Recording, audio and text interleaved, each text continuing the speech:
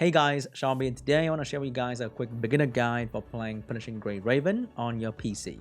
Big question, is there a PC client? There's no PC client, which is a shame because this game is beautiful and they definitely need to recognize that a lot of people nowadays play their favorite phone game on their PC all the time. So not having a PC client is such a waste. It's one of those rare phone games where the trailer and the gameplay is the same. Second question, controller. Personally, I'm not a controller guy. I don't really play game on controller. I mainly use my keyboard, and also veteran advice from other servers who have played the game before in other countries like Japan or China.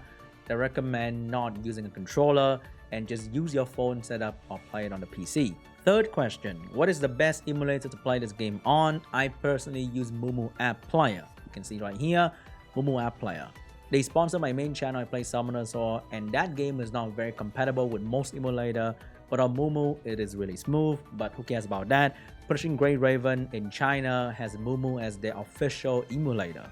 So if you want to find the best emulator to play this game on your PC, I highly recommend Mumu App Player. You can simply go to Google and search for Mumu App Player. You go to the first link, mumuglobal.com, and you can download the Android 64-bit version and start playing your favorite mobile game away.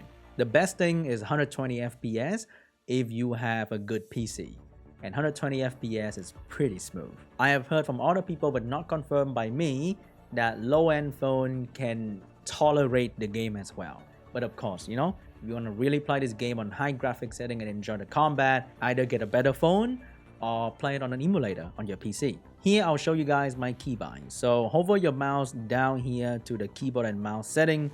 You can turn on this so you can map your key according to what you want. I personally don't use mouse at all. I use everything on my keyboard.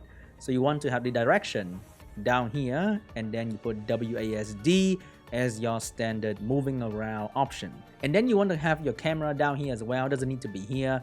And I use Q and E to turn around. So you can move around with WASD, very simple.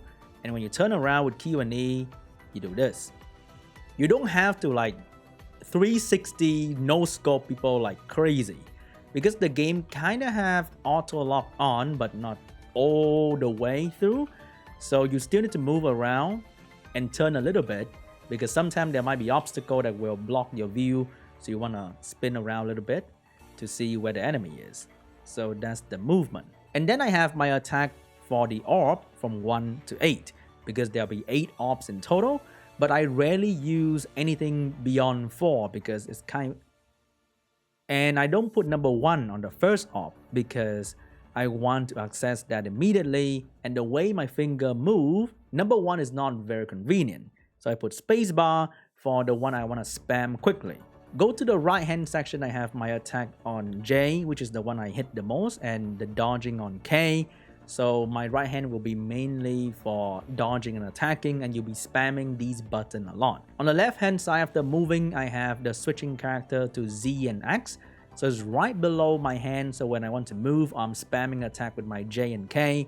I can freely use the QT skill, and it's very convenient. So move around, change direction, attack, and dodge, and then I can start spamming attack. So I use number 3 here, and I press spacebar for quick attack. You can also put dodging to spacebar, because usually in games spacebar is jump. So maybe some of you guys like to imagine jumping as dodging. You can use spacebar for dodge as well, but after changing the most recent orb to spacebar, I really enjoyed it. So with this setup, I'm using both my hand to move around and attack and dodge, and I can reach out to my other skill from 1 to 8, because the right hand can also reach up to number 8, 6, or 7, and the other hand can reach up to 2, 3, and 4. I'm sorry I don't have a keyboard cam right now, but usually I'll use my middle finger to press the number button when I try to move around like this, and I have one finger to access the skill on top of me. And pressing number 1 with the middle finger is kind of hard. That's why I move it down to spacebar to use my thumb, so that I can press the number 1 nearest orb easier. And the middle finger can access 2, 3, 4, not too shabby. And on the other hand, I can access number 7 and 8 easier with my right hand. The game is a lot about dodge at the right moment. You can't spam dodge. There's a cooldown on that. So you can't just spam K and expect enemy to not do any damage to you. But you have to time your dodge right so that you don't lose an important dodge and also get into the supercomputing zone easier when you really need it. And every attack of the enemy has like a rhythm to it. To me, this feels like a rhythm game almost, because you can kind of get used to the attack pattern and just count 1, 2, 3 in your head, and that's about it. So that you can dodge easier. To me, yeah, I'm not sure about you, but to me that's how I view attacking in this game.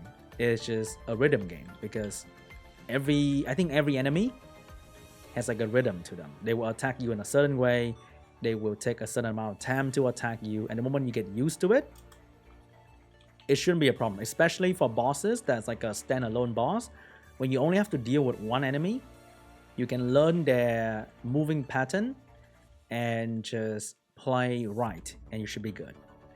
But if you are dealing with multiple enemies, it can get a little bit complicated.